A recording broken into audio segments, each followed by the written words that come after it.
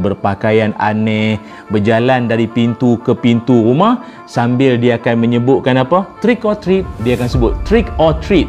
Maknanya trick or treat ni maknanya bagi kami gula-gula, bagi kami apa-apa manisan, atau kami akan buat kacau. Nabi Muhammad sallallahu alaihi wasallam pernah bersabda dalam satu hadis, yang mana hadis ini saya kira mungkin bagi tuan-puan yang sering dengar kuliah-kuliah ceramah agama, sering dengarlah kupasan daripada asatizah ustaz-ustazah kita. Apa kata Nabi Muhammad sallallahu alaihi wasallam? Kata Nabi, la tattabi'unna sanana alladhina min qablikum shibran bi shibrin wa dhira'an bi dhira'in hatta law dakhalu fi juhri dhabbin lattaba'tumuhum.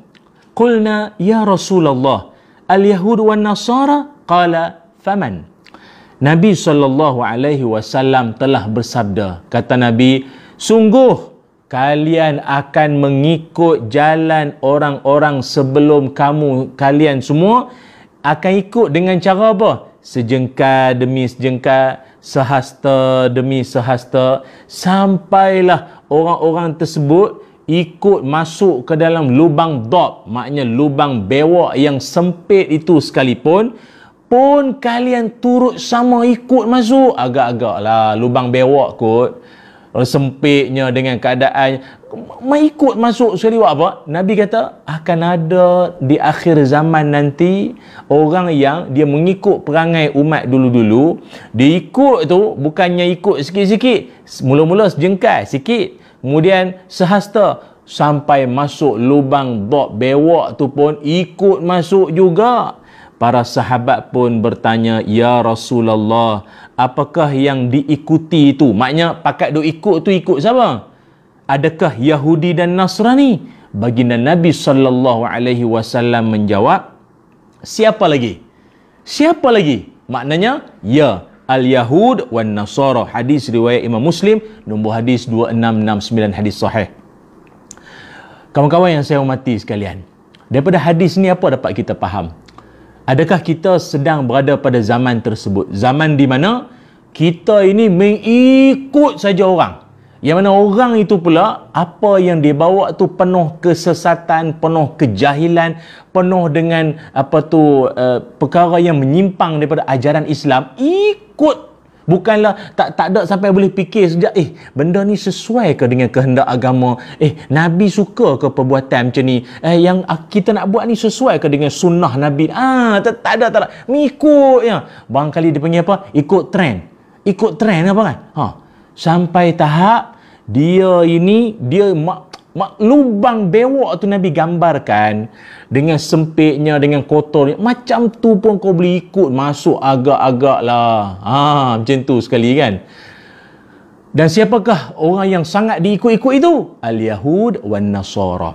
Kata Imam Nawawi rahimahullah dalam mensyarahkan hadis yang baru kita bacakan tadi ini, maksud shibrin ataupun shibran, sejengkal, zira'an, sehasta semua tadi tu kan, dan juga lubang dab tu perumpamaan tingkah laku orang-orang Islam yang dia ikut serupa dengan tingkah laku Yahudi dan juga Nasrani.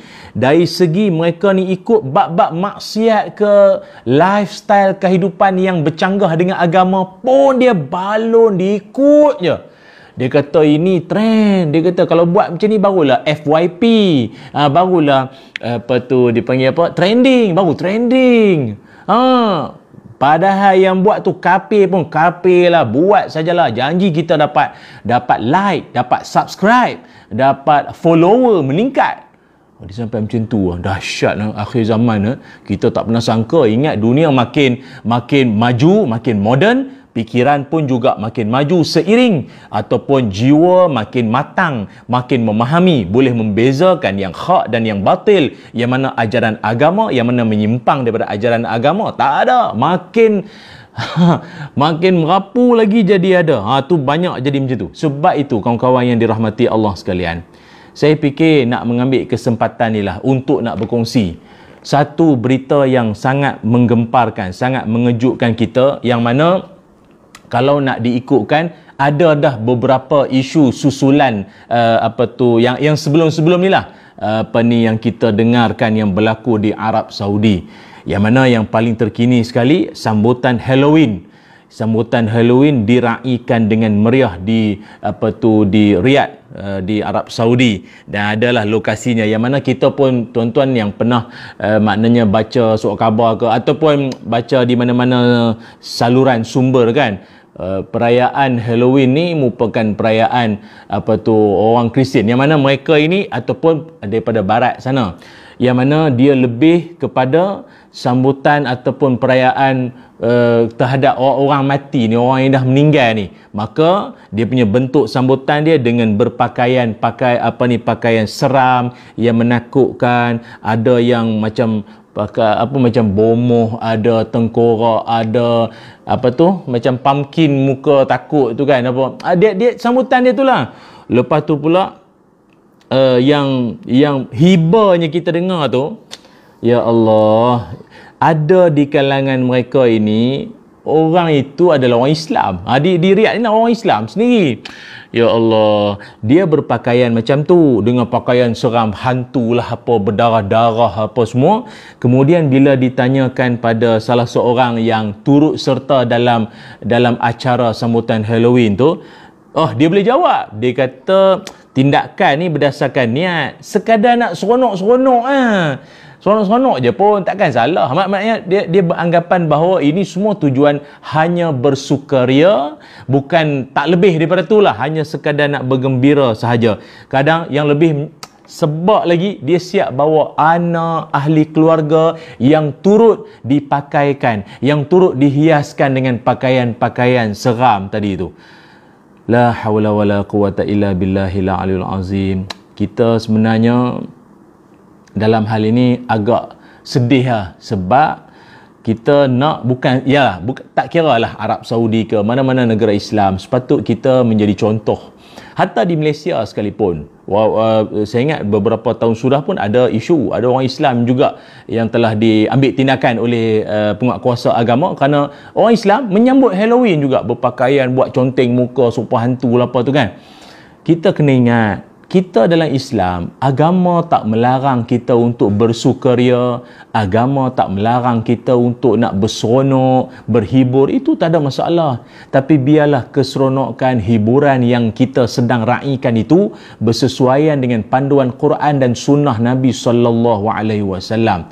Dia sebenarnya yang agama larang sangat daripada sambutan Halloween dan juga beberapa sambutan-sambutan yang disambut oleh orang bukan Islam ni, larangan dia adalah kerana dia menyerupai perbuatan orang kafir. Tak apalah begini, dia kalau ikutkan dari segi sejarah, Halloween ni dia muncul tahun 1745 Masihi, dan agama Kristian yang dikatakan memulakan penggunaannya.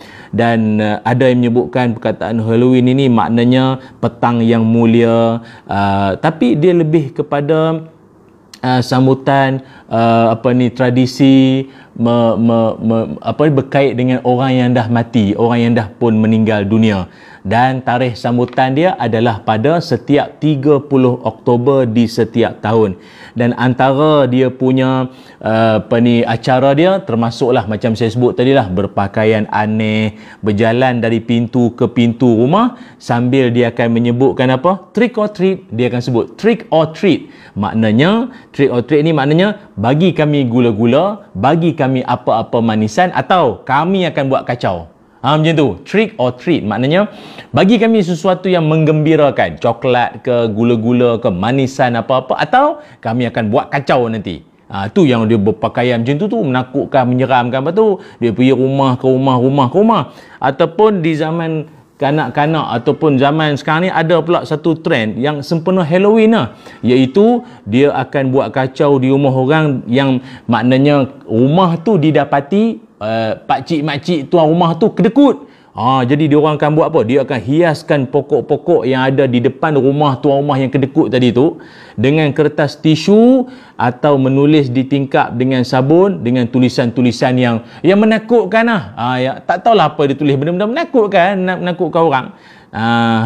Dan kebiasaan Halloween ni dikaitkan dengan syaitan, ahli sihir, hantu, goblin dan juga makhluk-makhluk legenda, mitos yang menyeramkan lah. Saya tak ingat lah, banyak cerita kartun dulu ni kan. Dia dengan itu, simbol dia. Dan bagi kita orang Islam, sambutan atau perayaan Halloween ini adalah haram di sisi Islam, adalah kerana dia merupakan sambutan memperingati roh-roh yang telah pun meninggal dunia. Dalam satu hadis, Nabi SAW bersabda, riwayat daripada Ibnu Umar radhiyallahu anhuma, qala Nabi SAW, man tashabbaha biqaumin fahuwa minhum. Kata Nabi SAW, sesiapa yang menyerupai sesuatu kaum, maka mereka tergolong dalam golongan tersebut. Riwayat Abu Daud, hadis nombor 4031, hadis sahih.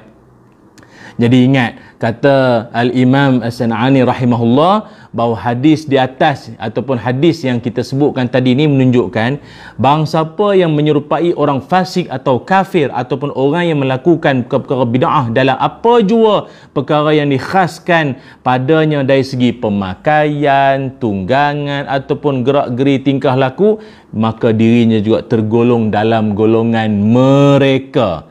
Tu ingat. Kawan-kawan, sahabat-sahabat yang saya hormati semuanya, bukan sekadar sambutan Halloween saja, juga terkenal. Kalau Halloween ni dia biasa Oktober. Kalau Februari terkenal dengan sambutan apa? Sambutan apa nama tu? Allahumma sholli ala Muhammad. Apa nama? Valentine. Sambutan memperingati kekasih lah apa kan? Memperingati kekasih apa, macam-macam lagi lah. Dia disambut pada setiap 14 Februari. Banyak dia punya jalan, nak kata riwayat tak kena pula kan. Dia punya jalan sejarah tu banyak diceritakan. Ada yang menyebutkan bahawa dia sambutan ni bermula sejarahnya apabila ada seorang laki-laki namanya Saint Valentino di zaman Rom kuno, yang mana pada zaman itu pemerintah ataupun rajanya Claudius II, dia tengok tentera-tentera yang kahwin ni kebanyakannya lemah, kebanyakannya tak berapa larat, lembek, maknanya yalah dah kahwin kan. Jadi dia punya kekuatan dalam berperang tu tak berapa kuat, maknanya lagi bagus bujang daripada kahwin. Maka akhirnya dia keluarkan arahan supaya jangan kahwin. Tentera-tentera ni semua jangan kahwin. Akhirnya bila jadi macam tu, Saint Valentino ni dia kesian dekat laki-laki yang mana membujang ni nak kahwin ataupun ada pasangan lah, ada girlfriend nak kahwin, tapi dihalang, tak boleh kerana dia askar, dia tentera. Kalau kahwin nanti raja murka. Maka diam-diamlah Saint Valentino ni dia mengahwinkan anak-anak muda. Dia buat satu benda engkar lah pada rajanya tu. Dia kahwinkan dia. Maknanya dia seolah macam memperjuangkan, tak apa, boleh buat benda yang menyanggahi perintah tuanku, tapi tak apa, diam-diam ya. Akhirnya kantoi. Saint Valentino ni secara diam-diam mengingkari titah tuanku dia lah. Akhirnya dia telah dihukum bunuh pada 14 Februari 270 Masihi. Ini menurut satu cerita lah. Banyak cerita-cerita dia. Jadi dianggap Saint Valentino ni sebagai pejuang cinta, pejuang kasih sayang dan macam-macam lagi lah. Sampai tahap kawan-kawan semua tahu tak, dia punya kemuncak kepada sambutan Valentine tu memanglah 14 Februari, tapi rupanya dia ada bibit-bibit ke arah 14 Februari tu ada. Macam-macam dia orang ni. Dia bermula sejak daripada 7 Februari. 7 Februari dia dipanggil Rose Day. Maknanya pasangan kekasih masing-masing akan saling bertukar-tukar bunga ros. Awak bagi bunga ros ni, bagi bunga ros ni. Dia bertukar-tukar bunga. Lepas tu 8 Februari dipanggil Propose Day ataupun hari melamar. Do you marry me, do you love me, apa tak tahulah kot. Seorang yang kaki laki tu melutut, awak ni apa, macam tu lah, bagilah pick up line sikit ke apa kan. 8 Februari dia panggil Propose Day. 9 Februari dia panggil Chocolate Day. 9 Februari Chocolate Day, maknanya bertukar-tukar coklat lah, bagi coklat.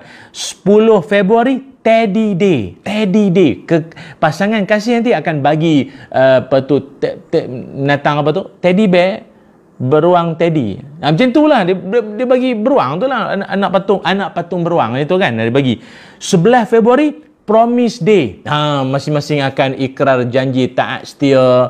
Awak jangan cari yang lain, jangan curang kayu 3 ke apa, awak mesti setia dengan saya ke apa. Promise Day. 12 Februari, Hug Day. Hari peluk. Peluk pula dah. Nak darah orang pergi peluk pada haram cik. Oi, dia pergi peluk pula dah. 12 Februari. 13 Februari, Kiss Day. Cium, hari cium. Pakai bercium-cium, bercumbu-cumbuan lagi haram dia. Oh ya Allah, bercium-cium pula dah. 14 Februari disebutkan sebagai Valentine Day. Itu dia punya kemuncak dia. Itulah dia punya ni. Dahsyat sungguh ya Allah. Kalau orang Islam, Ramadan, akhir 10 akhir tu, kita mengejar Lailatul Qadar. Dia orang, maknanya lagi beberapa hari nak menjelang 14 Februari tu, dia pulun dengan macam-macam penuh berbaur kemaksiatan, kemungkaran, macam-macam lagi. Sampai, dulu saya ingat ada satu kempen menjelang Valentine lah, dia panggil No Panties Promotion, dia panggil, ataupun No Panties Day, hari tanpa seluar dalam. Ada hari tanpa seluar dalam. Dahsyat sungguh. Tu dan kita ingat punya pelik, punya mengarut macam ni, takkanlah anak-anak muda kita belajar tinggi, universiti, college semua takkan terlibat kot. Ada yang degree, ada diploma, takkan kot. Dah terhanyut jua. Maka benarlah kata Nabi Muhammad sallallahu alaihi wasallam, umat aku nanti kelak dia akan ikut perangai Yahudi dan Nasrani, masuk lubang bewak pun dia masuk jugalah. Na'udzubillah min zalik. Jadi saya ingat begini kawan-kawan semua. Pertama, kalau ada mungkin orang yang terfikir tentang Halloween ni, minta tolong tinggalkanlah. Itu bukan ajaran Islam. Kalau ingatkan orang yang telah meninggal dunia, dalam Islam mengajarkan memperbanyakkan berdoa untuk orang tua kita yang mungkin yang telah meninggal dunia, kita doakan mereka, atau doakan orang muslimin muslimat yang telah pun meninggal dunia.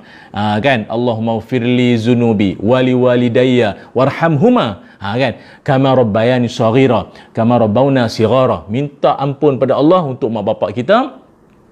Kemudian li jami'il muslimin wa muslimat wal mu'minin wal mu'minat. Doakan sekali untuk muslimin muslimat, mukminin mukminat yang telah pergi meninggalkan kita, wal muallimin wal muallimat, guru-guru kita yang telah pun meninggal dunia. Doakan kesejahteraan mereka. Moga Allah berikan kebaikan pada mereka. Itu lagi bagus. Itu cara kita, hubungan kita orang yang hidup dengan orang yang telah pun meninggal dunia.